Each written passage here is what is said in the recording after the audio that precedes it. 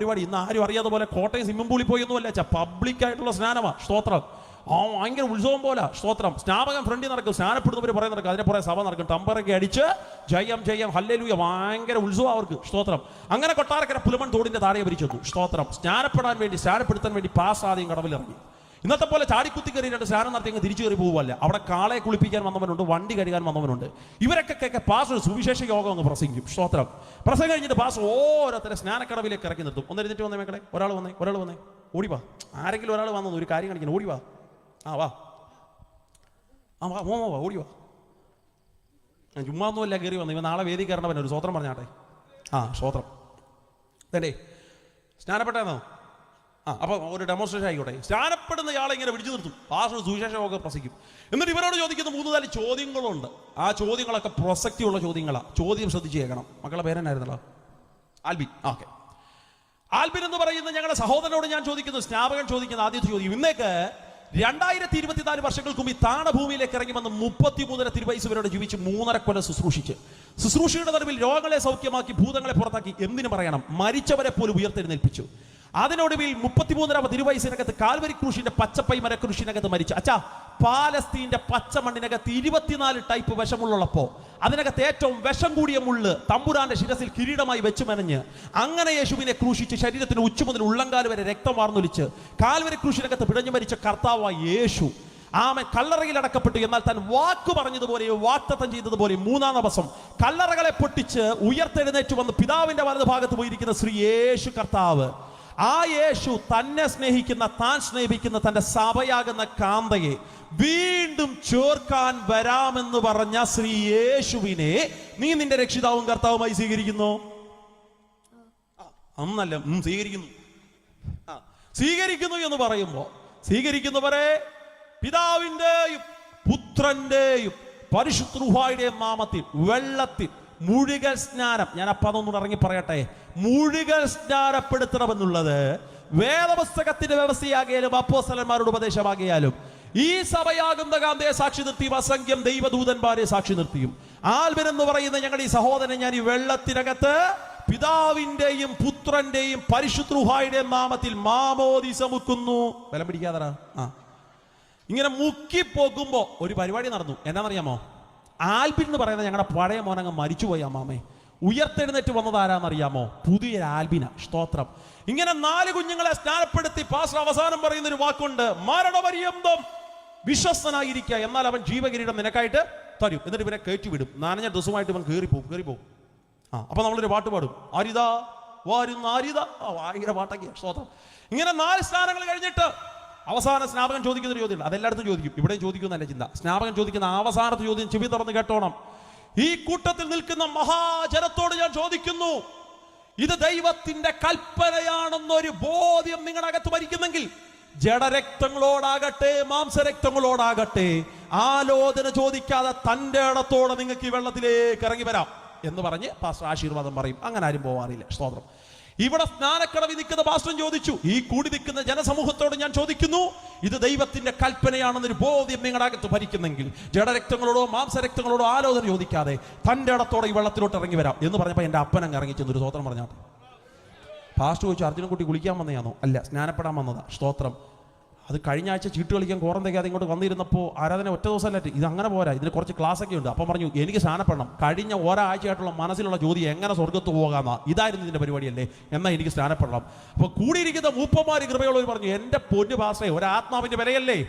ആ മനുഷ്യൻ ഇന്ന് മരിച്ചുപോയ പാസ്റ്റർ വില പറയോ? പുള്ളിക്ക് അങ്ങ് ടെൻഷനുമായി. പുള്ളി അവസാനം ഒരു കാര്യം ചെയ്തു, 1/2 മണിക്കൂർ ആ വെള്ളത്തിൽ വെച്ച് ഗ്ലാസ് എടുത്തിട്ട് എൻ്റെ അപ്പനെ സ്നാനപ്പെടുത്തുന്നത്. സ്നാനപ്പെട്ട് കയറിയപ്പോൾ എൻ്റെ അപ്പൻ്റെ ഒരു കാര്യം മനസ്സിലാകുന്നത്, എല്ലാവർക്കും ഇവിടെ ഒരു ചൂടി ഡ്രസ്സും ഉണ്ട്, എൻ്റെ അപ്പൻ അതും എടുത്തിട്ടില്ല. ഒരു സ്വതന്ത്രം പറഞ്ഞാട്ടെ എന്ന് വെച്ചാൽ പ്രീ പ്ലാൻ ഒന്നും ഇല്ലായിരുന്നു. വെച്ചാൽ ഇന്ന് രാത്രിയിലെ പടച്ച തമ്പുരാൻ നിന്റെ ഹൃദയത്തോട് ഇടപെടുന്നെങ്കിൽ സാഹചര്യം ഒന്നും നോക്കണ്ടതേ, സ്നാനത്തൊട്ടി റെഡിയാ. സ്നാനപ്പെടാൻ അഭിഷക്തന്മാര് പുറകിലുണ്ട്. ഇന്ന് രാത്രി മനസ്സുകൊണ്ടൊരു തീരുമാനമെടുക്കാമെങ്കിൽ ആത്മാവ് ജീവൻ രക്ഷ പ്രാപിക്കുന്നൊരു ദൂത് ഞാൻ പറയാ. സ്നാനത്തിനകത്ത് നീ മുങ്ങിപ്പോകുമ്പോ യേശുവിന്റെ മരണത്തിന്റെ പങ്കാളിത്തം നീ സ്വീകരിക്കുക. മനസ്സിലാകുന്നവർക്കായി ഞാൻ ദൈവത്തിന് സ്തോത്രം പറയുക. ഇതെന്റെ അപ്പന്റെ സാക്ഷ്യത്തിന്റെ ഭാഗമായിട്ട് ഞാൻ അത് പറയാനല്ല വന്നത്, എന്റെ മാതാവിന്റെ സാക്ഷ്യം പറയാനാണ് ഞാൻ വന്നത്. സ്തോത്രം. അപ്പൊ ഹിന്ദു വിശ്വാസപ്രകാരം ശാപം പിടിച്ച് കിടക്കുന്ന ഈ സ്ഥലം, ശാപത്തിന്റെ സ്ഥലം, ശാപം പിടിച്ച് മടക്കുന്ന മണ്ണ്, ഈ സ്ഥലത്തിനകത്ത് ആമസ്തോത്രം വീട് പണിയാൻ എൻ്റെ അപ്പൻ തൻ്റെ ഇടത്തോടെ ആരംഭിച്ചു. ശാപം ഒരു ഭാഗത്ത് കിടക്കുക, ശാപനുകം ഒരു ഭാഗത്ത് കിടക്കുക. ശാപനുകം പക്ഷേ എൻ്റെ അപ്പൻ വീട് പണിയാൻ ആരംഭിച്ചു. വീടിന്റെ പണിയുടെ തുടക്ക സമയത്ത് ഈ ട്രിവാൻഡ്രം പട്ടണത്തിൽ നിന്ന് പണിയാൻ വന്നൊരു ഗ്രൂപ്പ്, കൂട്ടത്തിൽ 36 വയസ്സുള്ള ചെറുപ്പക്കാരനുണ്ട്. അവൻ ആ പണിയുടെ നേതൃസ്ഥാനത്തിനകത്ത് നിൽക്കുന്നവൻ. സ്തോത്രം. പെട്ടെന്ന് ഈ മനുഷ്യൻ കുഴഞ്ഞു വീണ സ്ഥലത്ത് ഈ മനുഷ്യൻ മരിച്ചു. നാട്ടിനകത്തൊരു പാട്ട് പറഞ്ഞു, അർജുനൻകുട്ടിയുടെ കുടുംബം ക്ഷാമത്തിന്റെ സ്ഥലമാണ്. അതെന്നാ, പണി ചെയ്യാൻ വന്നവൻ മരിച്ചെന്നേ. അടുക്കി ചില അനർത്ഥങ്ങൾ ഉണ്ടാകുമ്പോൾ നാട്ടുകാർക്ക് ഒരു ആശങ്ക വരും, നിന്റെ വീട് ശാപമാണോന്ന്. എന്നാൽ ഇന്ന് രാത്രി ഞാൻ പറയാം, അത് ശാപമല്ല. അതിന്റെ നടുവിൽ യേശു ജീവനുള്ളവനെന്ന് തെളിയിക്കാൻ നിന്നെ വലിച്ച് പെന്തക്കോസിനകത്ത് കൊണ്ടുവരാൻ തമ്പുരാനിടുന്നൊരു മുഖാന്തരം അത് മനസ്സിലാകുന്നവർക്കായി സ്തോത്രം പറയുക. അങ്ങനെ വീടിനകത്ത് ആ കണ്ട മരണം, ആപ്പാറുടെ ഡെഡ് ബോഡിയുമായി എൻ്റെ അപ്പൻ ഈ ട്രിവാൻഡ്രത്ത് വന്നു. ഇവിടെ പ്രശ്നങ്ങളൊക്കെ ആരംഭിച്ചു. ദീർഘനാളുകൾ പണി മുടങ്ങി കടന്നു. ഈ നാട്ടുകാർക്ക് മാത്രമുള്ളൊരു ഗുണമുണ്ട്, എന്നാണെന്നറിയാമോ? കുറേ വാർത്തയുടെ പുറകെ അവർ കുറേ നാൾ നടക്കും. പുതിയ വാർത്ത കിട്ടുമ്പോൾ അവർ പഴയത് എന്ത് ചെയ്തോളും? മറന്നു വെക്കോളും. അത് നാട്ടുകാർക്ക് ദൈവം കൊടുത്തിരിക്കുന്ന ടാലന്റ്. സ്തോത്രം. ഇങ്ങനെ ഞങ്ങളുടെ നാട്ടിൽ പുതിയ വാർത്തകളൊക്കെ വന്നു പോകുമ്പോൾ ഞങ്ങളുടെ വീടിൻ്റെ ശാപമൊക്കെ ആൾക്കാർ മറക്കാൻ തുടങ്ങി. ഈ സമയത്ത് അപ്പം പണിയുടെ 2ാം ഘട്ടം ആരംഭിച്ചു. ടോപ്പ് വർക്കുന്ന സമയം. എൻ്റെ അച്ഛൻ്റെ പെങ്ങളുടെ മകൻ തൊട്ടപ്പുറേ താമസിക്കുന്നുണ്ട്. അച്ചാച്ചൻ എന്ന വയസ്സ് 22. പണി കാണാൻ വേണ്ടി ടോപ്പിലോട്ടൊന്ന് കയറി വന്നത്. വാർത്ത വെച്ചിരിക്കുന്ന പില്ലർ ചാരിതിക്ക് എല്ലാം കൂടി ഇടിഞ്ഞു പൊളിഞ്ഞ് താഴേക്ക് വീഴുക എന്ന് പറയുമ്പോൾ പാവനെ പോലും കാണാൻ പറ്റുന്നുണ്ടെന്ന് എനിക്കറിയില്ല. ഒരു ടോപ്പ് മൊത്തം ഇടിഞ്ഞ് താഴേക്ക് വീഴുക. രക്തത്തിൽ കുളിച്ച് കിടക്കുന്ന 22 വയസ്സുള്ള ചെറുപ്പക്കാരനെ വാരിയെടുത്ത് ട്രിവാൻഡ്രം മെഡിക്കൽ കോളേജിൽ കൊണ്ടുപോകുമ്പോൾ ജീപ്പിനകത്തേക്ക് വാരിയിടുമ്പോൾ അന്ന് ആദ്യമായി എൻ്റെ അപ്പൻ്റെ നേരെ വിരൽ ചൂണ്ടി നാട്ടുകാർ പറഞ്ഞു, അർജുന സാറേ, അന്നോ പറഞ്ഞില്ലേ ഇത് ശാപത്തിന്റെ സ്ഥലമാ സാറേ, ഇത് ശാപത്തിന്റെ ഭൂമിയാ, ഇവിടെ ജീവൻ വാടത്തില്ല സാറേ, ഇത് മരണത്തിന്റെ വസ്തുവാ. നാട്ടിനകത്ത് കാട്ടുതീ പോലെ ഒരു വാർത്ത പറഞ്ഞു, ഇതാ ശാപത്തിന്റെ സ്ഥലമാ. അവിടെ നിർത്തിക്കൊണ്ട് ഇന്ന് രാത്രി ദേശത്തോടൊരു ദൂത് കൂടെ ഞാൻ പങ്കുവയ്ക്കാം. നമ്മുടെ ഭാവി നിർണ്ണയിക്കുന്ന നാട്ടുകാരല്ലെന്ന് വിശ്വസിക്കുന്നവർക്കായി സ്തോത്രം. നമ്മുടെ ഭാവി നിർണ്ണയിക്കുന്ന ജാതകം എഴുതുന്ന ആളല്ല നമ്മുടെ ഭാവി നിർണ്ണയിക്കുന്നത്. ഒരു മന്ത്രവാദിയല്ല നിന്റെ ഭാവി നിർണ്ണയിക്കുന്നത്. ഏതെങ്കിലും ഇതര സംഗതികൾ, കാലാവസ്ഥകളല്ല. ഹൃദയ ഉദരത്തിനകത്ത് ഉരുവാകുന്നതിനേക്കാൾ മുമ്പ് എന്നെ കണ്ടൊരു ദൈവമുണ്ട്, എന്നെ വിളിച്ചൊരു ദൈവമുണ്ട്, എന്നെ വേർതിരിച്ചൊരു ദൈവമുണ്ടെന്ന് അകത്തൊരു ബോധ്യമുണ്ടെങ്കിൽ ഇന്ന് രാത്രി പറ, എന്റെ ഭാവിയോ അവന്റെ കരങ്ങളിൽ സുരക്ഷിതമാണ്. സ്തോത്രം. ഇന്ന് രാത്രി ഞാനൊരു പദം കൂടെ ഇറങ്ങി പറയാം. ഇത്രയും പറഞ്ഞില്ലേ, എന്റെ സാക്ഷ്യം കൂടെ പറയാം. സ്തോത്രം. അതും കൂടെ പറയാനുള്ള സമയം കിട്ടുന്നു. ഇനി എന്നെ വിളിക്കുക വെച്ചാ ഓക്കെ. സ്തോത്രം. അത്രയും കൂടെ പറഞ്ഞങ്ങ് പ്രാർത്ഥിക്കും. സ്തോത്രം. ഞാൻ എൻ്റെ അമ്മയുടെ ഉദരത്തിനകത്ത് ഉരുവായിരിക്കുമ്പോൾ നമ്മുടെ ഭാവി നിനക്കുന്ന പപ്പയും മമ്മിയല്ല. ഒരു സ്തോത്രം പറഞ്ഞാട്ടെ. അല്ല 9 മാസം ഉദരത്തിൽ കൊണ്ടു നടന്ന് വേദനയോടെ പേറി പ്രസവിക്കുന്ന ഒരു തലമുറ. ആ തലമുറയ്ക്ക് ഒരു മമ്മി ജന്മം കൊടുക്കുമ്പോൾ 167 അസ്ഥികൾ ഒരുമിച്ചൊടിയുമ്പോഴുള്ള വേദനയാണ് പ്രസവ സമയത്ത് എടുക്കുന്നത്. സ്തോത്രം. ഞങ്ങളുടെ മമ്മിമാരൊക്കെ ആശങ്കയോടെ തന്നെ നോക്കുന്നു. അത്രയും വേദന സഹിച്ചാണോ പാസ്റ്റർ ഞാൻ എൻ്റെ കൊച്ചിന്? മാമേ, 167 അസ്ഥികൾ ഒരുമിച്ചൊടിയുമ്പോഴുള്ള വേദനയാ പ്രസവ സമയത്ത് ഒരു മമ്മി എടുക്കുന്നത്. സ്തോത്രം. ഇങ്ങനെ വേദന എടുത്തൊരു മമ്മി ഒരു കുഞ്ഞിന് പേറി പ്രസവിക്കുമ്പോൾ നിങ്ങൾ ചോദിക്കുക, ഇത്രയും വേദന സഹിച്ച് എൻ്റെ കൊച്ചിന് ഞാൻ ജന്മം കൊടുത്തല്ലേ, എൻ്റെ കൊച്ചിൻ്റെ ഭാവി ഞാൻ നിർണ്ണയിച്ചോട്ടെ എന്ന് ചോദിച്ചാൽ പോലും സ്വർഗത്തിലെ ദൈവം പറയും, നിന്റെ കുഞ്ഞിൻ്റെ ഭാവി നീ പോലും നിർണ്ണയിക്കേണ്ട, ഞാനത് നിർണ്ണയിച്ചു വെച്ചിരിക്കുക. എൻ്റെ ഭാവി നിർണ്ണയിക്കേണ്ടതിന് അപ്പനെയും അമ്മയുമായിരുന്നെങ്കിൽ ഇന്ന് രാത്രിയിലെ യോഗത്തിൽ പ്രസംഗിക്കാൻ ഞാൻ ഉണ്ടാകില്ല. കാരണം എൻ്റെ അമ്മയുടെ ഉദരത്തിനകത്ത് ഞാൻ 2ാം മാസം കിടക്കുമ്പോൾ എൻ്റെ അമ്മ അറിഞ്ഞത് അകത്തൊരു ജീവൻ തുടിക്കുന്നുണ്ട്. സ്തോത്രം. പക്ഷേ എന്നെ ജനിപ്പിക്കാൻ എൻ്റെ അപ്പനും അമ്മയ്ക്ക് ഇഷ്ടമല്ല. അതെന്നറിയാമോ? ഞാനും കൂടെ ജനിച്ചാൽ എന്നെ കൂടെ വളർത്താനൊരു സാഹചര്യം എൻ്റെ വീടിനകത്ത് തന്നില്ല. ദാരിദ്ര്യം കൊടികുത്തി വാടുന്ന കാലം. എനിക്ക് മുമ്പ് ഒരാളുണ്ട്, അതെൻ്റെ ചേച്ചിയാണ്. ഇനി ഞാനും കൂടെ ജനിച്ചാൽ എന്നൊക്കെ അമ്മയും സാമ്പത്തിക പ്രശ്നങ്ങൾ ഉണ്ടാക്കും. എന്നെ പഠിപ്പിക്കണ്ടേ, എനിക്ക് വല്ലതും മേടിച്ചു തരണ്ടേ, എന്നെ സ്കൂളിൽ വിടണ്ടേ, ചിലവുള്ള പരിപാടിയല്ലേ. അതുകൊണ്ട് എൻ്റെ അമ്മ തീരുമാനിച്ചു എന്നെ അബോർഷൻ ചെയ്ത് കളയാം. പക്ഷെ പ്രശ്നം എന്നാണെന്നറിയാമോ? അബോർഷൻ ചെയ്യണമെങ്കിൽ കൈ പൈസ വേണമെന്നേ. ആ സമയത്ത് എൻ്റെ അമ്മ ഒരു കുറുക്ക് ബുദ്ധി ചിന്തിച്ചു. ഇതണക്ക് വലിയ കയ്യാലയുടെ മണ്ടയ്ക്ക് എൻ്റെ അമ്മ കയറി നിൽക്കും. 2ാം മാസം വലിയ കയ്യലെന്നൊക്കെ പറഞ്ഞാൽ മനസ്സിലായോ? വലിയ തിട്ടയുടെ മണ്ടയ്ക്ക് കയറി നിൽക്കും. എന്നിട്ട് 3, 2, 1 എന്നൊക്കെ പറഞ്ഞ അമ്മ താഴോട്ടങ്ങ് എടുത്ത് ചാടും. ഞാനങ്ങ് ചാകുന്നെങ്കിൽ ചാകട്ടെ, എന്നിട്ട് ഞാൻ ചത്തില്ല അമ്മ. ഒരു സ്വത്രം പറഞ്ഞാട്ടെ. സ്തോത്രം. അവസാനം അമ്മയോട് ആരെ പറഞ്ഞു, കപ്പയ്ക്ക ജ്യൂസ് കലക്കി കുടിച്ചാൽ മതി, കൊച്ചു കലക്കി പൊക്കോളൂ. കിലോ കണക്കിന് കപ്പയ്ക്ക് മേടിച്ച് തച്ചിരുന്ന് എൻ്റെ അമ്മ ജ്യൂസ് അടിച്ച് കുടിക്കാൻ തുടങ്ങി. കുടിക്കുന്നതോറും ഞാൻ പുഷ്ടി പ്രാപിക്കുന്നല്ലാതെ കലങ്ങി പോകുന്നില്ല. സ്തോത്രം. ഒരു ഗതിയും പരഗതിയില്ലെന്ന് കണ്ടപ്പോൾ കൊല്ലത്തൊരു ഹോസ്പിറ്റൽ ഡോക്ടറെ പോയി. ഞാൻ ഇന്ന് രാത്രി അവിടെ നിർത്തി ഒരു ദൂത് പറയാം. നിന്റെ സന്തതിയെ വാക്തത്വ സന്തതിയാണെങ്കിൽ അവനെ തൊടാൻ ഒരു ഫറവോന് ശക്തിക്കും ദൈവം വിട്ടുകൊടുക്കത്തില്ല. ഒരു ഹെരോദ മണ്ഡലത്തിനും ദൈവം വിട്ടുകൊടുക്കും. യേശുവിൽ ഒന്ന് കയറി വരാമോ? കർത്താവ് നിങ്ങളുടെ ഹൃദയത്തെ ഭരിക്കാമോ? ഇന്ന് രാത്രി ദേശമേ, നിന്റെ തലമുറയുടെ ഭാവി ദൈവകരങ്ങളിൽ സുരക്ഷിതമായിരിക്കും. ഇന്ന് രാത്രി അത് കടങ്കഥയൊന്നുമല്ല, എൻ്റെ അനുഭവത്തെ എന്ന് ഞാൻ പറയാം. ഒരുത്തൻ യേശുവിലായാൽ അവന്റെ തലമുറയുടെ ഭാവി ദൈവം നോക്കിക്കൊള്ളും. സ്തോത്രം. ആ സമയത്ത് എൻ്റെ അമ്മ എന്തെല്ലാം ശ്രമിച്ചിട്ടും അത് നടക്കുന്നില്ല, അബോർഷൻ ചെയ്യുന്നില്ല. അവസാനം കൊല്ലത്തൊരു ഹോസ്പിറ്റലിൽ ഡോക്ടറെ പോയി കണ്ടു. ആമ കിട്ടിയ പൈസയെല്ലാം കടം മേടിച്ചു. അവിടെ ചെന്ന് കണ്ടിട്ട്, സാറേ ഉദരത്തിനകത്തൊരു കൊച്ചുണ്ട്, ഞങ്ങൾക്ക് വേണ്ട, അബോർഷൻ വേണം. അന്ന് നിയമങ്ങളൊന്നും ഇത്ര കർക്കശമല്ല. ഡോക്ടർ പറഞ്ഞു, കാര്യം എന്നാ? കാര്യം പറ, റീസൺ ഉണ്ടല്ലോ, റീസൺ പറ. അമ്മ പറഞ്ഞതേ, ഞങ്ങളിപ്പോൾ അതിനെ പ്രിപ്പയർഡ് അല്ല. അത് മാത്രമല്ല, ഞങ്ങൾക്ക് സാമ്പത്തികമായിട്ട് അതിന് ബുദ്ധിമുട്ടുണ്ട്. ഇതും കൂടെ ജനിച്ചാൽ ഇതിനെ നോക്കാൻ ഇപ്പോൾ ഒരു പ്രാപ്തി ഞങ്ങൾക്കില്ല. അന്ന് നിയമങ്ങൾ ഇത്ര കർക്കശമല്ലാത്തതുകൊണ്ട് ഡോക്ടർ പറഞ്ഞു, നിങ്ങൾക്ക് വേണ്ടെങ്കിൽ പിന്നെ എനിക്കാണോ ആവശ്യം? തീർത്ത് കളയാന്ന് ഒരു ഇഞ്ചക്ഷൻ കൊടുത്തു. കുറെ ടാബ്ലറ്റ് കൊടുത്തു, ഹോസ്പിറ്റലിനകത്ത് റൂമും കൂടെ കൊടുത്തിട്ട് പറഞ്ഞു ഇന്ന് വൈകിട്ട് ഹോസ്പിറ്റൽ റൂമിനകത്ത് കിടക്കും, നാളെ രാവിലെ ഞാൻ അബോഷനുള്ള കാര്യങ്ങൾ ക്രമീകരിക്കും. അന്ന് രാത്രി ആ ഡോക്ടർ അങ്ങ് തിരിച്ചു വീട്ടിൽ പോയി. ഇനി പിറ്റേന്ന് വന്ന ഡോക്ടർ പറഞ്ഞൊരു വാക്ക് എന്നാണെന്നറിയാമോ? എൻ്റെ അമ്മയോട് ആ ഡോക്ടർ പറയാണ്, ഇന്നലെ രാത്രിയിൽ ഞാൻ പോയി കിടന്നിട്ട് എനിക്ക് ഉറങ്ങാൻ പറ്റണില്ല, എനിക്ക് സ്വസ്ഥത കിട്ടുന്നില്ലെന്ന്. സ്തോത്രം. ഉദരത്തിൽ കിടക്കുന്ന എന്നെ കാണാത്ത ഡോക്ടർക്ക് സ്വസ്ഥത കൊടുക്കാത്തത് ആരാച്ചാ? അവനെ ഇന്ന് രാത്രി ഞങ്ങൾ പ്രസംഗിക്കുന്ന മനസ്സിലാകുന്നവർക്കായി സ്തോത്രം പറയുക. പിറ്റേന്ന് വന്നിട്ട് ദൈവത്തിന്റെ പ്രതിനിധിയായി നിന്നുകൊണ്ട് ഡോക്ടർ എൻ്റെ മാതാവിനെ കൗൺസിൽ ചെയ്യുക. കുഞ്ഞുങ്ങളെന്നൊക്കെ പറയുന്നത് ദൈവത്തിന്റെ ദാനങ്ങളല്ലയോ? സ്തോത്രം. ക്രിസ്ത്യാനിയായിരിക്കുന്ന ഡോക്ടർ പറയുക കുഞ്ഞുങ്ങൾ ദൈവത്തിന്റെ ദാനങ്ങളാണ്, അതുകൊണ്ട് കൊച്ചിനെ നശിപ്പിക്കണം. അമ്മ പറഞ്ഞു സാറിന് ഇതൊക്കെ പറയാം, കൊച്ചു ജനിച്ചാൽ സാമ്പത്തിക പ്രശ്നം, എന്നാ പഠിപ്പിക്കാനുള്ള ബുദ്ധി, ഇവന് ബാഗൊക്കെ മേടിക്കണ്ടേ, ഇവന് പുസ്തകമൊക്കെ മേടിക്കണ്ടേ. അപ്പൊ ഡോക്ടർ ഒരു കുറുക്ക് വഴി പറഞ്ഞു കൊടുത്തു, അതൊരു വിഷയമുള്ള കാര്യമല്ല. അമ്മ പറഞ്ഞു സാറ് തരുമോ പൈസ? ഞാൻ തരികയില്ല. പിന്നെ എങ്ങനെ? സ്തോത്രം. ഇതിന് മുമ്പിട്ട് ഒരാളുണ്ടല്ലോ. അപ്പൊ എന്നാ പറഞ്ഞാൽ ഇതിന് മുമ്പിട്ട് ഒരാളുണ്ട്, ഇതിന്റെ സഹോദരിയാ, ചേച്ചിയാ, എന്നാ പിന്നെ പ്രശ്നമില്ല. അതെന്നാ? എന്തായാലും അവൾക്ക് പുസ്തകം മേടിക്കണം, അടുത്ത വർഷമല്ലേ ഇവന്റെ കൂടെ എത്തുള്ളൂ, ഇതിന് കൂടെ എത്തുള്ളൂ. അങ്ങനാണെങ്കിൽ അവള് പഠിക്കുന്ന പുസ്തകം ഇവന് കൊടുക്കാം, സെക്കൻഡ് ഹാൻഡ്. ഒരു സ്വത്രം പറഞ്ഞാട്ടെ. എന്തായാലും പുതിയ വർഷം അവൾക്കൊരു ബാഗ് മേടിക്കണം, അപ്പൊ പിന്നെ പഴയ ബാഗ് ഫ്രീ ആയല്ലോ, അത് നമുക്ക് ഇവന് കൊടുക്കാം, സെക്കൻഡ് ഹാൻഡ്. ഒരു സ്വത്രം പറഞ്ഞാട്ടെ. സ്തോത്രം. അങ്ങനെ പലതും പറഞ്ഞ് കൗൺസിൽ ചെയ്ത് എൻ്റെ മാതാവിനെ അവസാനം എൻ്റെ അമ്മയൊരു തീരുമാനം, എന്നാ പിന്നെ ആട്ടെ വരുന്നിടത്ത് വെച്ച് കാണാം. സ്തോത്രം.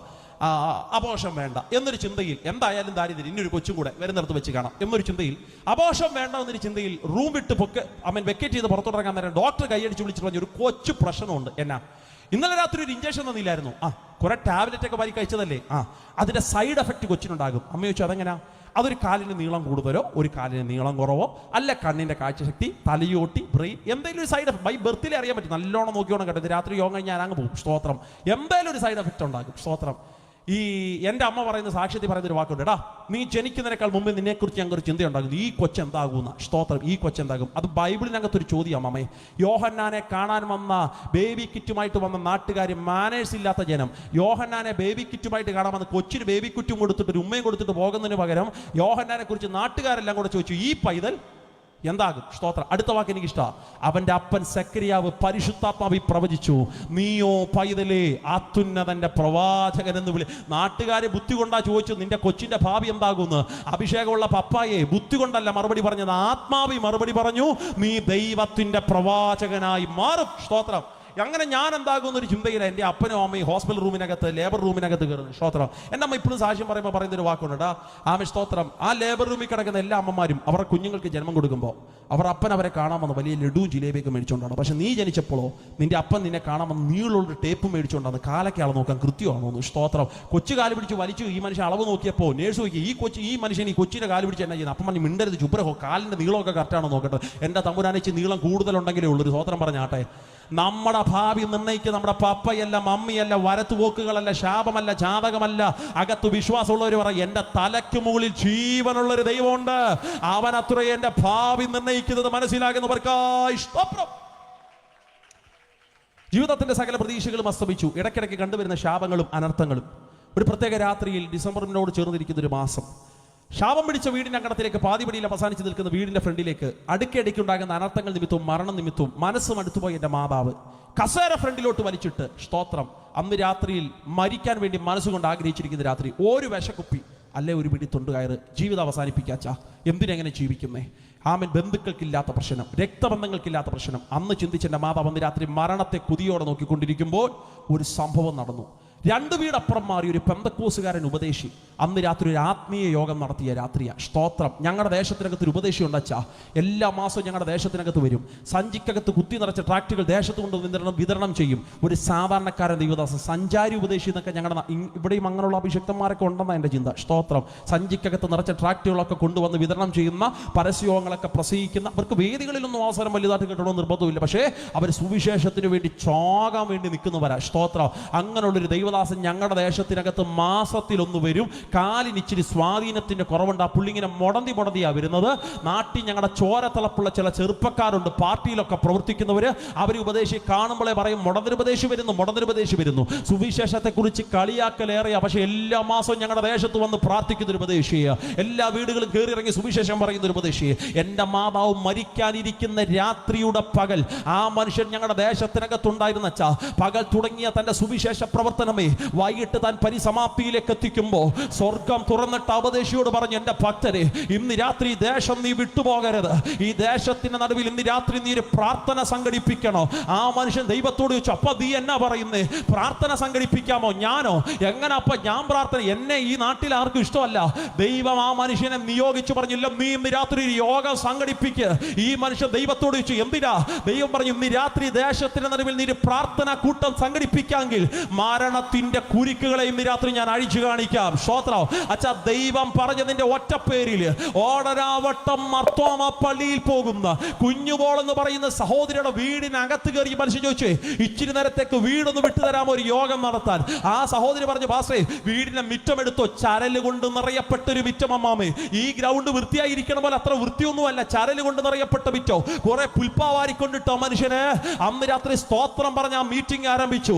നിങ്ങൾക്കറിയാമോ, ഈ മീറ്റിംഗിനകത്ത് ഞാൻ വന്നപ്പോഴോ ശ്രദ്ധിച്ചു, മനോഹരമായ സൗണ്ട് സിസ്റ്റം. അത് ഓപ്പറേറ്റ് ചെയ്യാൻ നല്ല ദൈവദാസന്മാർ. രാവിലെ ഞാൻ ദൈവദാസനോട് സംസാരിച്ചപ്പോൾ ഈ സൗണ്ട് സിസ്റ്റവും ഇതൊക്കെ ചെയ്യുന്ന സൗണ്ട് സിസ്റ്റം അവരെ കുറിച്ച് നല്ല വാർത്തകളൊക്കെ ഞാൻ കേട്ടു. ഇങ്ങനെയുള്ളവർ ഈ ദേശത്തിനകത്തുണ്ടല്ലോ, സുവിശേഷത്തെ സ്നേഹിക്കുന്നവർ. നിങ്ങളെ ഓർത്ത് ഞാൻ ദൈവത്തിന് സ്തോത്രം പറയാം. പക്ഷേ ഞങ്ങളുടെ ദേശത്തിനകത്ത് മുടന്തൻ ഉപദേശം നടത്തുന്ന യോഗത്തിലെ ഒരു മൈക്ക് സെറ്റിന്റെ ക്രമീകരണവും ഇല്ല, ഒരു ട്യൂബിന്റെ വെളിച്ചവും ഇല്ല. ദൈവം പറഞ്ഞതിന്റെ പേരിൽ അന്ന് രാത്രി പെട്ടെന്ന് ക്രമീകരിച്ച യോഗത്തിൽ പതിഞ്ഞ ശബ്ദത്തെക്കാൾ കവിയുന്ന ശബ്ദത്തോടെ മനുഷ്യ സ്തോത്രം പറഞ്ഞ് ആരംഭിച്ചാ.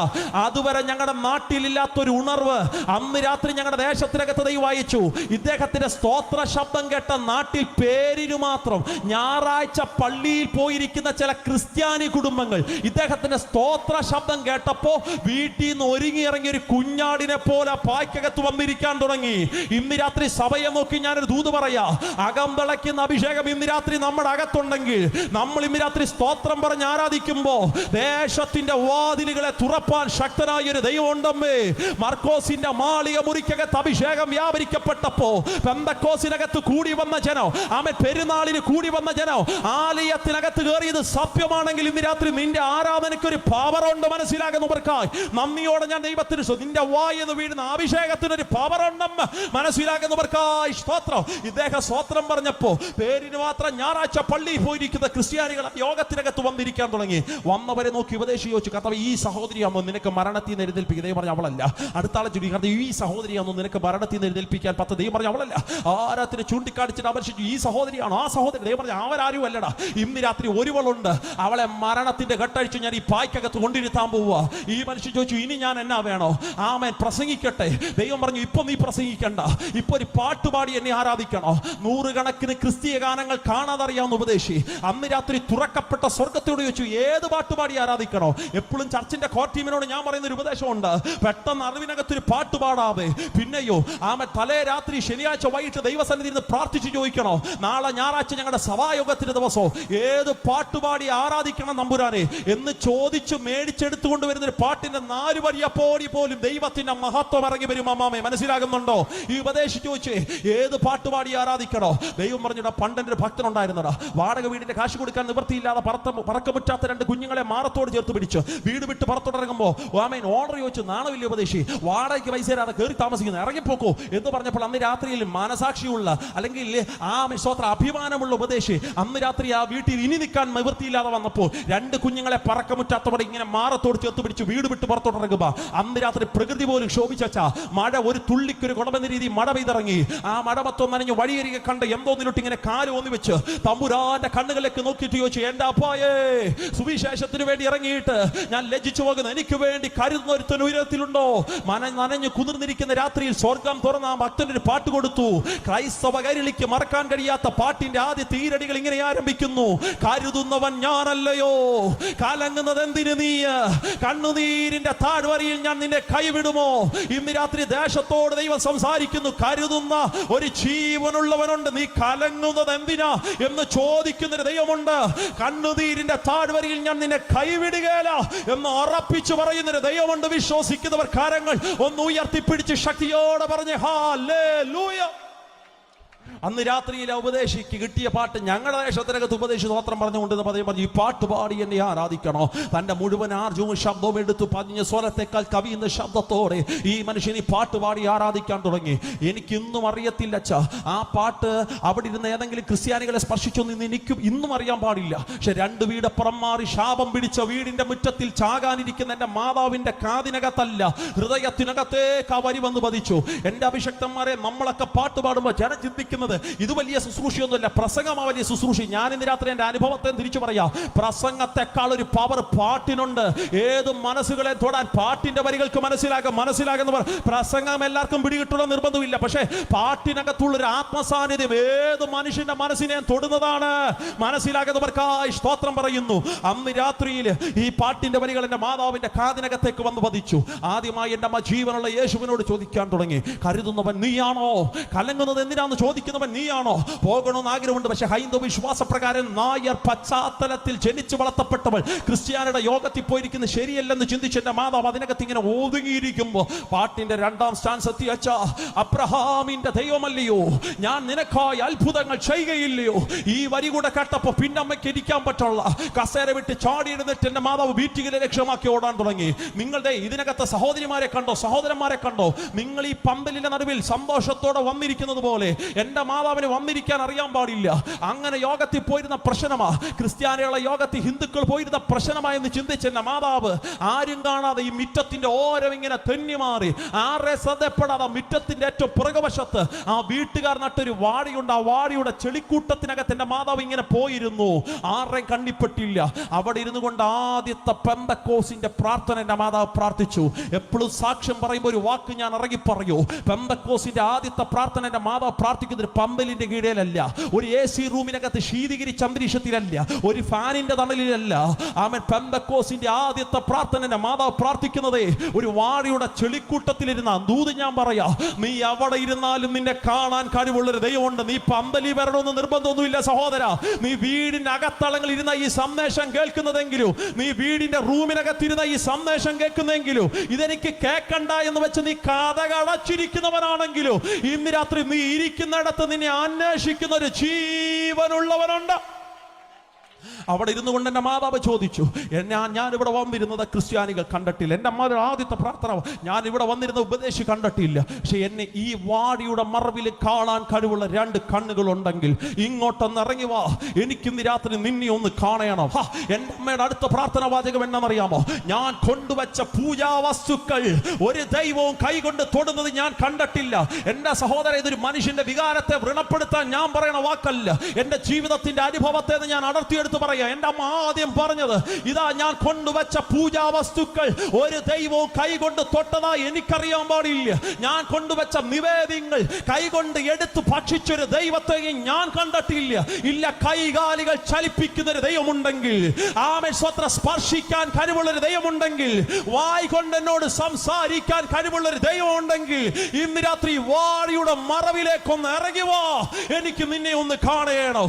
പെന്തക്കോസിൽ ആദ്യത്തെ മാതാവിന്റെ പ്രാർത്ഥന, ജീവനുള്ളവനുണ്ടെങ്കിൽ ഇന്ന് രാത്രി ഇറങ്ങി വാ, എനിക്ക് നിന്നെ കാണണം. താനിത് പറഞ്ഞുകൊണ്ടിരിക്കുമ്പോൾ എന്റെ അമ്മ അടുത്ത് പറയുന്ന വാക്ക്, ഞാനിത് പറഞ്ഞുകൊണ്ടിരിക്കുമ്പോൾ എന്റെ അമ്മ അടുത്ത വാക്ക് ഞാൻ എവിടെയും അത് പറയൂ. എന്റെ മാതാവ് അടുത്ത് പറഞ്ഞ വാക്ക്, ഞാനത് പറഞ്ഞുകൊണ്ടിരിക്കുമ്പോൾ ഞാനൊരുത്തരെ കാണുകയാണ്, തേജസ്സിനെയൊക്കെ വാരി ചുറ്റിയിട്ട് മഹത്വത്തിന്റെ സിംഹാസനത്തിനകത്തുന്നു മേഘത്തിൽ നിന്നും ഒരുവൻ എനിക്ക് വേണ്ടി ഇറങ്ങി വരികയാണ്. അവന് 2 കൈകളുണ്ട്, അവന് 2 കാലുകളുണ്ട്. കണ്ടാൽ മനുഷ്യനെ പോലെ തോന്നും, പക്ഷേ അവൻ ഇറങ്ങി വന്നത് ഒരു മേഘത്തിന്റെ നടുവില. ഇന്ന് രാത്രി നമ്മൾ ആരാധിക്കുന്ന ദൈവമേ അമ്മൂമ്മ കഥയുടെ ദൈവമല്ല, കെട്ടുകഥയുടെ ദൈവമല്ല. ചരിത്രത്തെ AD എന്നും BC എന്നും 2ആയി തിരിച്ചവൻ, ഒരിടത്ത് ഒരപ്പൂപ്പ ജീവിച്ചിരിപ്പ്, അതല്ല യേശു. യേശു ജീവനുള്ളവനാണ്. മനസ്സിലാകുന്നവർക്കായി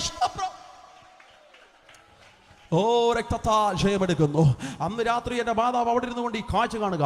എൻ്റെ ശുശ്രൂഷയിലെ അല്പമൊക്കെ ക്ഷീണം വരുമ്പോൾ ഓടി വന്ന് ഞാൻ എൻ്റെ അമ്മയോട് ചോദിക്കും, സാക്ഷി ഒന്നുകൂടെ പറ. കഴിഞ്ഞ കുറച്ച് നാൾക്ക് മുമ്പ് ഒന്നുകൂടെ ഞാൻ പറഞ്ഞു, സാക്ഷി ഒന്നുകൂടെ പറ. അമ്മ പറഞ്ഞു, എത്രയും പ്രാവശ്യം ഞാൻ പറഞ്ഞിട്ട് നിനക്ക് മടുപ്പ് തോന്നുകയല്ലേ, ബോറില്ലേ നിനക്ക്? ഇല്ലച്ചാ, ഇപ്പോഴും കേൾക്കുമ്പോൾ അകത്തൊരു ജീവൻ വാടുന്നത് പോലെ. സ്തോത്രം. യേശുവിനെ കണ്ടു എന്നുള്ള ഭാഗം പറയുമ്പോൾ ഞാൻ ചോദിക്കും, മുഖം കണ്ടായിരുന്നോ? അമ്മ പറയും, മുഖം മാത്രം കണ്ടില്ലടാ, അത് തേജസ് വാരിച്ചിട്ടൊരു മുഖമായിരുന്നു. പക്ഷെ അവൻ എന്നെ തൊടുന്നത് ഞാൻ തിരിച്ചറിഞ്ഞു. തൊട്ടതാരാ എന്നറിയാൻ വേണ്ടി എൻ്റെ അമ്മ കണ്ണു തുറന്നു. തൊട്ടതാരാ എന്നറിയാൻ വേണ്ടി എൻ്റെ അമ്മ കണ്ണു തുറന്നപ്പോൾ തനിക്ക് മനസ്സിലാകുന്നേ, അച്ഛാ ഇപ്പൊ താൻ ഇരിക്കുന്ന വാടിയുടെ മറവിലല്ല, ആ മീറ്റിംഗിന്റെ ഏറ്റവും ഫ്രണ്ടിൽ തുറയില്ല. ഇതിനിടയിൽ വെച്ച് എഴുന്നേറ്റതറിയില്ല, നടന്നതറിയില്ല, ഈ 6-7 സെക്കൻഡിൽ എഴുന്നേറ്റ് വന്നിരുന്നറിയില്ല. ഇന്ന് രാത്രിയിലെ ജീവനുള്ള ദൈവത്തെ ആരാധിക്കുന്ന സഭയോട് ഞാൻ പറയാം, നീ പോലും അറിയാതെ നിന്നെ ആത്മവിവശതയിൽ എടുത്തുകൊണ്ടുപോകാൻ കഴിവുള്ളൊരു സ്വർഗത്തിലെ ദൈവമുണ്ട്. മനസ്സിലാകുന്നുണ്ടോ? ആമേൻ. ഫിലിപ്പോസേ, നീ പോലും അറിയാതെ നിന്നെ ആസ്തോദിനകത്ത് ഉയർത്തിക്കൊണ്ടുപോകുന്ന ഒരു സ്വർഗത്തിലെ ദൈവം ജീസസ്. അന്ന് രാത്രിയിൽ മീറ്റിങ്ങിന്റെ ഫ്രണ്ടിൽ തുറയിൽ ഇരുന്നപ്പോൾ ക്രിസ്ത്യാനികളെല്ലാം തോളത്തോട് തോളിട്ട് ചോദിച്ചു, ഇത് അർജുനൻകുട്ടിയുടെ ഭാര്യയല്ലേ? അതെ. ഇവളെങ്ങനെ ക്രിസ്ത്യാനിയുടെ യോഗത്തിൽ വന്ന്? എൻ്റെ അമ്മാവ് തിരിച്ചൊരു വാക്ക് പറഞ്ഞു വെച്ചാൽ, ആ വാക്കാ കഴിഞ്ഞ 19 വർഷങ്ങളായി എന്നെ പ്രസംഗിക്കാൻ ആവേശം കൊള്ളിക്കുന്നേ. തമ്പുരാന്റെ കൃപയാൽ 14 വയസ്സിൽ എൻ്റെ പ്രസംഗ ജീവിതം ഞാൻ ആരംഭിക്കുന്നേ. ദൈവകൃപയാൽ കഴിഞ്ഞ 19 വർഷങ്ങളായി പ്രസംഗിക്കാൻ ഒരു ഭാഗ്യ ദൈവം എനിക്ക് നൽകുന്നുണ്ട്. ഇന്ന് രാത്രി ഞാൻ അഭിമാനത്തോടെ പറയാം, ആ വാക്ക്, എൻ്റെ അമ്മ പറഞ്ഞ വാക്ക് എന്നെ പ്രസംഗിക്കാൻ ആവേശം കൊള്ളിക്കുന്നത്. ആമേൻ. സ്തോത്രം. എൻ്റെ മാതാവ് തിരിച്ച് ക്രിസ്ത്യാനികളോട് പറഞ്ഞു, അയ്യോ, നിങ്ങൾ വിളിച്ചിട്ടല്ല ഞാൻ യോഗത്തിനകത്ത് വന്നത്, ഈ ഉപദേശി പോലും എന്നെ വിളിച്ചിട്ടില്ല. ഇന്ന് രാത്രി എൻ്റെ വീടിനകത്തോ ഞാൻ മരിക്കാനിരുന്നപ്പോൾ, അവിടെ ഇരുന്നപ്പോൾ ഞാൻ ഈ പാട്ട് കേട്ടു. ഈ പാട്ട് കേട്ട സ്ഥലത്തിൽ ആ വാഴയുടെ മറവിൽ ഞാൻ വന്നിരുന്നു. അവിടെ ഇരുന്നപ്പോൾ ഞാൻ ഒരുവനെ കണ്ടു. നീ ആരെയാ കണ്ടതെന്ന് ചോദിക്കുന്നതിനേക്കാൾ മുമ്പ് എൻ്റെ മാതാവ് പറഞ്ഞു, ഞാൻ കണ്ടവൻ എൻ്റെ യേശുവാന്ന് എനിക്ക് മനസ്സിലാ. എൻ്റെ യേശു ജീവിക്കുന്നു. ലജ്ജയില്ലെങ്കിൽ കരമൊന്ന് ഉയർത്തി പറഞ്ഞ് യേശു ജീവിക്കുന്നു. പോരാ, ഈ 2 രാത്രി സഭ ഉൾപ്പെടെ ശബ്ദം ഉയർത്തി പറ, യേശു ജീവിക്കുന്നു. Jesus is alive. യേശു ജീവിക്കുമ്പോൾ ഇന്ന് രാത്രി ഞാൻ ഉറപ്പിച്ചു പറയാം, ചില വാക്കുകളൊക്കെ ഞാൻ അങ്ങ് അവോയ്ഡ് ചെയ്യുക. ദേശത്തെ മുറിവേൽപ്പിക്കാൻ എനിക്ക് മാനസികമായി താല്പര്യമില്ല. അല്ല, ഇത് ഞങ്ങളുടെ സഹോദരങ്ങൾ തിങ്ങിപ്പാർക്കുന്ന നാടാണ്. പക്ഷേ എൻ്റെ അനുഭവത്തിൽ നിന്ന് ഞാൻ പറയാം, ആമേൻ. സ്തോത്രം. ജീവിക്കുന്നവൻ കണ്ണും തള്ളിയവനല്ല, ജീവിക്കുന്നവൻ നാക്ക് നീട്ടിയവനല്ല, ജീവിക്കുന്ന ശൂലം പിടിച്ചവനല്ല, ജീവിക്കുന്നത് മരിച്ച് കല്ലറയിൽ ഒതുങ്ങിപ്പോയവനല്ല, ജീവിക്കുന്നത് ഐതിഹ്യ പുരുഷന്മാരല്ല, ജീവിക്കുന്നത് ആൾ ദൈവങ്ങളല്ല. ജീവിക്കുന്ന ഒരുത്തനുണ്ടെങ്കിൽ അത്ഭുത മന്ത്രിയായവൻ ജീവിക്കുന്നു. ജീവിക്കുന്നവൻ വീരനാം ദൈവമായവൻ ജീവിക്കുന്നു. നിത്യപിതാവായവൻ ജീവിക്കുന്നു. സമാധാനത്തിന്റെ പ്രഭുവായവൻ ജീവിക്കുന്നു. അൽഫയും ഒമേഗയുമായവൻ ജീവിക്കുന്നു. ആദ്യനും അന്ത്യനുമായവൻ ജീവിക്കുന്നു. ഭൂരാജാക്കന്മാർക്ക് അധിപതിയായവൻ ജീവിക്കുന്നു. തത്വത്തിന്റെ മുദ്രയായവൻ ജീവിക്കുന്നു. സകല പിതാക്കന്മാർക്ക് ആദിജാതനായവൻ ജീവിക്കുന്നു. ഷായുടെ കുറ്റിയിൽ നിന്ന് പുറപ്പെട്ടു വരുന്ന ദൈവത്തിന്റെ മുളയായവൻ ജീവിക്കുന്നു. ദാവീദ് ഗോത്രത്തിന്റെ സിംഹമായവൻ ജീവിക്കുന്നു. ദാവീദിന്റെ താക്കോൽ കയ്യിലുള്ളവൻ ജീവിക്കുന്നു. അവൻ തുറന്നാൽ ആർക്കും അത് അടയ്ക്കാൻ കഴിയില്ല, അവൻ അടച്ചാൽ ആർക്കും അത് തുറക്കാൻ കഴിയില്ല. ഇന്ന് രാത്രി യേശു ജീവിക്കുന്നു എന്നൊരു ബോധ്യം അകത്തുണ്ടെങ്കിൽ കരകളെ അടിച്ചു കർത്താവിന് നന്ദി പറ. 7 പൊൻനിലവിളക്കുടെ നടുവിൽ നിലയെങ്കി ധരിച്ചവൻ, മാറത്തു പൊൻകച്ച കെട്ടിയവൻ, വെള്ളോടിന് സദൃശമുള്ള കാലുകളുള്ളവൻ, കണ്ണ് അഗ്നിജ്വാലക്കത്തുള്ളവൻ, ഇരുവായ്ത്തലയുള്ള വചനമെന്ന വാൾ വായിൽ വഹിക്കുന്നവൻ, സർവശക്തനായവൻ ഇന്ന് രാത്രി ജീവിക്കുന്നു. ജീവിക്കുന്ന യേശുവിനെ ആരാധിക്കാൻ ഭാഗ്യം കിട്ടിയ ദൈവമക്കൾ പറ, എന്റെ മുഖം ഇന്ന് രാത്രി അഴിയാൻ പോകുകയാണ്, എന്റെ ബന്ധനങ്ങൾ ഇന്ന് രാത്രി അഴിയാൻ പോകുകയാണ്, എന്റെ ശാപങ്ങൾ ഇന്ന് രാത്രി അഴിയാൻ പോകുകയാണ്, എന്റെ അന്ധകാരത്തിന്റെ മേഖലകൾ ഇന്ന് രാത്രി അഴിയാൻ പോകുകയാണ്. ജീവിക്കുന്ന യേശുവിനെ അരിഞ്ഞ പുൽപ്പുറത്തിനകത്ത് ദൈവത്തിന്റെ മഞ്ഞു തുള്ളികൾ വന്നു വീഴുന്നതിനേക്കാൾ ശക്തിയോടെ ഇന്ന് രാത്രി യേശുവിന്റെ മഹത്വം തിരിച്ചറിയുന്ന ദൈവത്തിന്റെ മക്കൾ ആത്മാവിൽ പറ, എന്റെ യേശു ജീവിക്കുന്നു. കേൾക്കട്ടെ, ദേശം കേൾക്കട്ടെ, യേശു ജീവിക്കുന്ന. സകല വൈശാലിക 33 കോടി ദൈവങ്ങളല്ല, 60,600 അസുരഗണങ്ങളല്ല, 1001 ബലികുണ്ട ദേവതകളല്ല, 101 മന്ത്രമൂർത്തികളല്ല, ഭൂതങ്ങളല്ല, പ്രേതങ്ങളല്ല, കാട്ടുപിശാചുക്കളല്ല. ജീവിക്കുന്ന ഒരുവരേ ഉള്ളൂ, അവൻ പാതാളത്തെ ജയിച്ചവൻ. ജീവിക്കുമ്പോൾ യേശു ജീവിക്കുന്നു. അതുകൊണ്ട് ഇന്ന് രാത്രിയിൽ അഭിഷേകമുള്ളവർ കരമുയർത്തി പറ, യേശു ജീവിക്കുന്നത് കൊണ്ട്. ഉറക്കെ പറ, ഉറക്കെ പറ, യേശു ജീവിക്കുന്നത് കൊണ്ട്. ശബ്ദമുയർത്തി പറ, യേശു ജീവിക്കുന്നത് കൊണ്ട് ഞാനും ജീവിക്കുന്നു. ആമേൻ. നീ മരിക്കയില്ല, നീ ജീവനോടെ ഇരുന്ന് ദൈവത്തിന്റെ പ്രവർത്തികളെ ഘോഷിക്കും. മനസ്സിലാകുന്നുണ്ടോ? ഒരു പിടി തുണ്ടുകയറിനകത്ത് നിന്റെ ജീവിതം അവസാനിക്കില്ല, ഒരു വിശക്കുപ്പി നിന്നെ അവസാനിപ്പിക്കില്ല. യേശു ജീവിക്കുന്നത് കൊണ്ട് നിന്റെ തലമുറ മദ്യത്തിനും മയക്കുമരുന്നിനും ഇതിനകത്ത് വീട് തകർന്ന് നശിച്ചു പോകത്തില്ല. യേശു ജീവിക്കുന്നത് കൊണ്ട് എന്റെ തലമുറയും ജീവിക്കുമെന്ന് വിശ്വസിക്കുന്നവർ ചേർന്ന് ശക്തിയോടെ 6 അടി മണ്ണിനെ നമ്മളെ ഒതുക്കാൻ കഴിയില്ല. അങ്ങാണും 6 അടി മണ്ണിനകത്ത് നമ്മൾ ഒതുങ്ങിപ്പോയാലും പ്രാർത്ഥിക്കുന്ന അഭിഷക്തന്മാർ അവസാനത്തെ പിടി മണ്ണ് വാരിയിട്ടേച്ച് പറഞ്ഞു പോകുന്ന ഒരു ദൂതുണ്ട്. അത് പെന്തക്കോസ്തുകാരുടെ മാത്രം ഒരു കുത്തകയുടെ വാക്കാണ്. ദാനിയേലേ, കാലാവസാനത്തിൽ നിന്റെ ഓഹരി പ്രാപിപ്പാൻ നീയും എഴുന്നേറ്റ് വരണം എന്ന് വെച്ചാൽ 6 അടി മണ്ണിന് നമ്മളെ ഒതുക്കാൻ കഴിയില്ല. കർത്താവ് താൻ ഗംഭീര നാദത്തോടും പ്രധാന ദൈവദൂതന്റെ ശബ്ദത്തോടും ദൈവത്തിന്റെ കാഹളത്തോടു കൂടെ ഞാൻ ആരാധിക്കുന്ന യേശു വീണ്ടും വരുമ്പോ കല്ലറകളെ പൊട്ടിച്ച് ഞാനും ഉയർത്തെഴുന്നേൽക്കുമെന്ന് ഉറപ്പുള്ള ദൈവത്തിന്റെ മക്കൾ ചോർന്ന് ശക്തിയോടെ സ്വസാനങ്ങൾ എഴുന്നേറ്റ് നിൽക്കാൻ കഴിയുന്നവർ സ്വസാനങ്ങളിൽ എഴുന്നേറ്റ് നിന്നാട്ടെ. ആമേൻ. ശാപത്തിന്റെ ദുഃഖങ്ങൾ അഴിയൂ. അന്ന് രാത്രിയിൽ എന്റെ മാതാവ് തിരിച്ച് സ്വഭവനത്തിലേക്ക് വന്നു.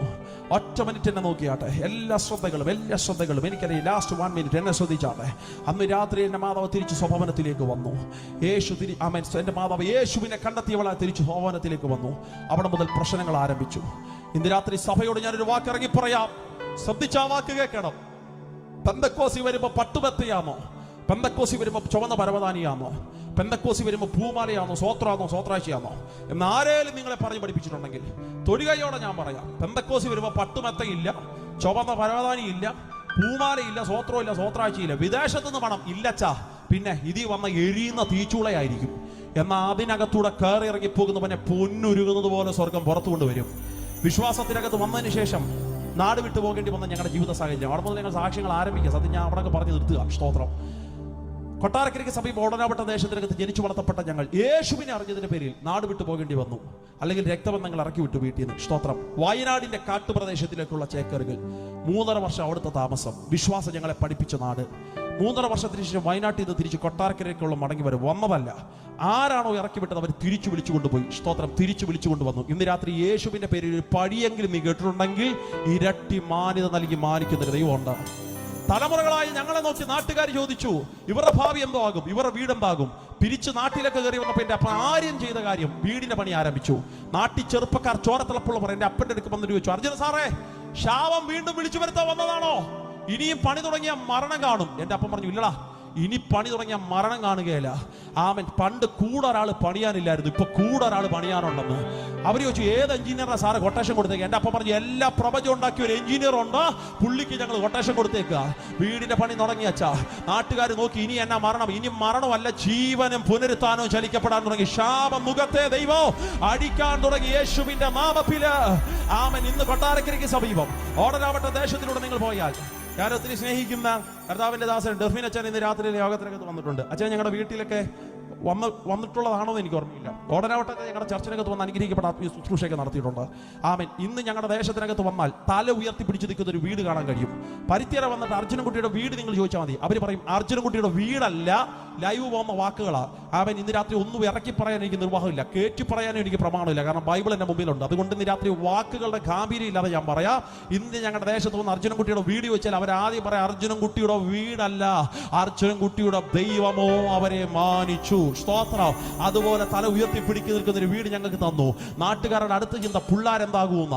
എനിക്ക് മുമ്പ് ഒരു സഹോദരിയുണ്ട്, ഇവളെ ജീവിതം എന്താകും? ഇവളുടെ ശാപം പിടിച്ച വീട്ടിൽ നിന്ന് വന്നതാ, ഇവർക്ക് ഭാവി ഉണ്ടാകത്തില്ല എന്ന് പറഞ്ഞ സ്ഥാനത്തിനകത്ത് അവൻ ഇവളെ വിദ്യാഭ്യാസം എങ്ങനെ എത്തത്തില്ല, ഇവർക്ക് നല്ല ജോലി കിട്ടത്തില്ല എന്ന് പറഞ്ഞ സ്ഥാനത്ത് വലിയ ജോലിയൊന്നും കിട്ടിയില്ല. ജർമ്മൻ ഹോസ്പിറ്റലിൽ ഡോക്ടറായിട്ട് വർക്ക് ചെയ്യുക. ഒരു സ്വതന്ത്രമാനാട്ടെ.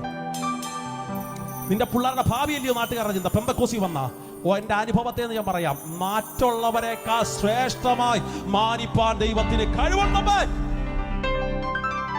അടുത്ത നോക്കി ചേച്ചി നോക്കി ചോദ്യം, ഇവിടെ കല്യാണം നടക്കുകയില്ല, ജോലിയൊക്കെ കിട്ടി അവളങ്ങ് ജർമ്മനി കയറി പോയി, പക്ഷേ ഇവിടെ കല്യാണം നടക്കുകയില്ല എന്ന് പറഞ്ഞ സ്ഥാനത്തിൽ 13 ദിവസം കൊണ്ടൊരു കല്യാണം ദൈവം കൊടുത്തു. ഞങ്ങൾക്ക് കുറെ അമ്മാവന്മാരുണ്ട്. കൊല്ലത്തെ ഏറ്റവും വലിയ ഓഡിറ്റോറിയത്തിൽ വെച്ച കല്യാണം തന്നെ. ആമേൻ. സ്തോത്രം. അതിനകത്ത് 2 അമ്മാവന്മാർ ഫുഡ് കഴിച്ച് പുറത്തോട്ടിറങ്ങുമ്പോൾ അവർ പറഞ്ഞേച്ചും പോയൊരു വാക്ക്, ഇത്രയും ടേസ്റ്റുള്ള ഫുഡ് നമ്മൾ ഇതുവരെയും കഴിച്ചിട്ടില്ലെന്ന്. നിന്റെ ദൈവം എന്തെന്ന് വെച്ചാൽ തീറ്റിപ്പിച്ച് മാനിക്കുന്ന ഒരു ദൈവം ഉണ്ട്. സ്തോത്രം പറഞ്ഞാട്ടെ. അടുത്ത ചോദ്യം, ഇവർക്ക് പിള്ളേരുണ്ടാകുകയില്ല. സ്തോത്രം. കാരണം ശാപം പിടിച്ച വീട്ടിൽ നിന്ന് വന്ന അച്ഛാ വരത്തുപോക്കുള്ള മണ്ണി വീട് വെച്ച് താമസിക്കുന്നവരെ പിള്ളേരുണ്ടാകത്തില്ല എന്ന് പറഞ്ഞ സ്ഥാനത്ത് കല്യാണം കഴിഞ്ഞ് ഏകദേശം 1.5 വർഷം കഴിഞ്ഞപ്പോൾ എന്റെ ചേച്ചിക്ക് ദൈവം ഒരു ആൺ സന്തതിയെ കൊടുത്തു. പേര് ജുവാൻ സാം കെന്നെത്തുന്ന ഒരു സ്വത്രം പറഞ്ഞാട്ടെ. ഇന്നവൻ 6 വയസ്സുണ്ട്. ആമൻ സ്വത്രം. ഏകദേശം 1.5-2 വർഷം കഴിഞ്ഞപ്പോൾ ഒരു പെൺ സന്തതിയെ കൂടെ ദൈവം കൊടുത്തച്ചാ. പേര് മഹിമാ സാം കെന്നെത്തുന്ന ഒരു സ്വത്രം പറഞ്ഞാട്ടെ. ഒരു 2.5 വർഷം കഴിഞ്ഞപ്പോൾ ഒരു പെൺ സന്തതിയും കൂടെ ദൈവം കൊടുത്തു. പേര് മിലാന സാം കെന്നെത്തുന്ന ഒരു സ്വത്രം പറഞ്ഞാട്ടെ. ഇപ്പൊ 3 പിള്ളേരുണ്ടച്ചാ. ഇടയ്ക്ക് ചേച്ചി വിളിക്കുമ്പോൾ ഞാൻ പറയും ഇതും കൊണ്ട് നിർത്തണ്ടറി, കുറഞ്ഞത് 6 വേണം. ഒരു ശാപം പിടിച്ച വീട്ടിൽ നിന്ന് പിള്ളേരുണ്ടാകത്തില്ലെന്ന് പറയുന്ന പിശാചേ, ഉദരം ദൈവം തുറക്കുന്ന ദാനമാമേ. ആ ശാപമുഖം ഇന്ന് രാത്രി അടിയട്ടെ. ഉദരത്തിനകത്തുള്ള ചില ശാപമുഖം യേശുവിന്റെ നാമത്തിൽ ആത്മാവിൽ ഇന്ന് രാത്രി ദൂത് സ്വീകരിക്കുന്ന ദൈവമക്കളുണ്ടെങ്കിൽ പറ. ശാപമുഖം ഇന്ന് രാത്രി അടിയാൻ പോവുക. അന്ധകാര മുഖം ഇന്ന് രാത്രി അടിയാൻ പോവുക. ബന്ധനങ്ങൾ ഇന്ന് രാത്രി അടിയാൻ പോവുക. ദൈവം യേശു അശൂർ എന്ന് പറയുന്ന പാളയത്തെ നോക്കി പറയുക, ഇനി നിന്റെ മുഖം അവൻ ചുമക്കത്തില്ല. അവന്റെ മുഖത്തെ ഞാൻ അടിക്കാൻ പോകുകയാണ്. അവന്റെ മുഖം ഞാൻ അടിക്കാൻ പോകുന്നു. വിശ്വസിക്കുന്നവർ കരകളെ ചേർത്തടിച്ച് ശക്തിയോടെ എല്ലാ ശാപമുഖവും അടിയട്ടെ. ഈ സമയം എന്റെ രോഗങ്ങൾക്കകത്തൊരു പ്രാർത്ഥന എനിക്ക് വേണമെന്ന് പറയുന്നവർ അത് സ്ഥലങ്ങളിൽ നിന്നാ മതി. നിൽക്കുന്ന സ്ഥലത്തിൽ നിന്നുകൊണ്ട് ശബ്ദമുയർത്തി പ്രാർത്ഥിക്കും. എന്റെ രോഗങ്ങളെ ദൈവം സൗഖ്യമാക്കണം. എന്റെ ചില ശാപങ്ങളെ അറിയണം. ഈ സാക്ഷി കേൾക്കുമ്പോൾ എനിക്ക് തോന്നുന്നു മാസം എന്റെ വീടിനുള്ള ദൂത ആകെ എന്റെ വീടിനകത്തൊരു ബന്ധനം അടിയണം. അല്ല അത്യാവശ്യം ഒരു പ്രാർത്ഥന വേണമെങ്കിൽ ഇന്ന് രാത്രി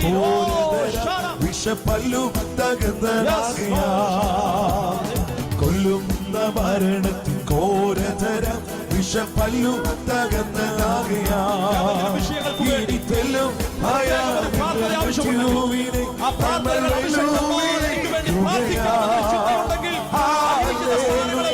ജയം ഹല്ലേലൂയ യേശു കർത്താവ് ജീവിക്കുന്നു. ഹല്ലേലൂയ ജയം ഹല്ലേലൂയ യേശു കർത്താവ് ജീവിക്കുന്നു. യേശു ജീവിക്കുന്നതിനാൽ ഞാനും എന്നേക്കും ജീവിക്കയാ. അമ്മേ യേശു ജീവിക്കുന്നതിനാൽ ഞാനും എന്നേക്കും ജീവിക്കയാ. ഇനി തന്നെ പിരിഞ്ഞൊരു ജീവിതം എനിക്കെല്ലാം എന്റെ യേശുവേ. ഹല്ലേലൂയ ജയം ഹല്ലേലൂയ യേശു കർത്താവ് ജീവിക്കുന്നു.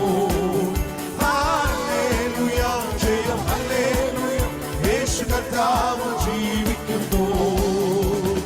യേശു ക്രിസ്തു എന്നു ജീവിക്കുന്നു. പരലോകത്തിൽ ജീവിക്കുന്നു. യേശു ക്രിസ്തു എന്നു ജീവിക്കുന്നു. പരലോകത്തിൽ ജീവിക്കുന്നു.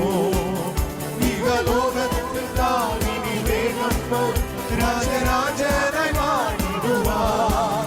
ഹല്ലേലൂയ ജയം ഹല്ലേലൂയ യേശു കർത്താവ് ജീവിക്കുന്നു. ഹല്ലേലൂയ ജയം ഹല്ലേലൂയ യേശു കർത്താവ് ജീവിക്കുന്നു. കൊല്ലുന്ന മരണത്തിൽ ഘോരതര വിഷപ്പല്ലു തകർന്നതാകയാ. കൊല്ലുന്ന മരണത്തിൽ ഘോരതര വിഷപ്പല്ലു തകർന്നതാകയാ. ഇനി തെല്ലും ഭയമില്ല മൃത്യുവിന് ഞങ്ങൾ വെല്ലുവിളിക്കുകയാ. ഹല്ലേലൂയ ജയം ഹല്ലേലൂയ യേശു കർത്താവ് ജീവിക്കുന്നു. ഹല്ലേലൂയ ജയം ഹല്ലേലൂയ യേശു കർത്താവ് ജീവിക്കുന്നു. എന്റെ യേശു ജീവിക്കുന്നതിനാൽ ഞാനും എന്നേക്കും ജീവിക്കയാ.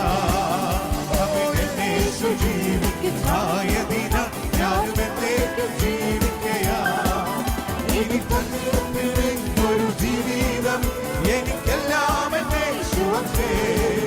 ഹല്ലേലൂയ ഹല്ലേലൂയ യേശു കർത്താവ് ജീവിക്കുന്നു. ഹല്ലേലൂയ ജയം ഹല്ലേലൂയ യേശു കർത്താവ് ജീവിക്കുന്നു. ഹല്ലേലൂയ ജയം ഹല്ലേലൂയ യേശു കർത്താവ് ജീവിക്കുന്നു. ഹല്ലേലൂയ ജയം ഹല്ലേലൂയ യേശു കർത്താവ് ജീവിക്കുന്നു.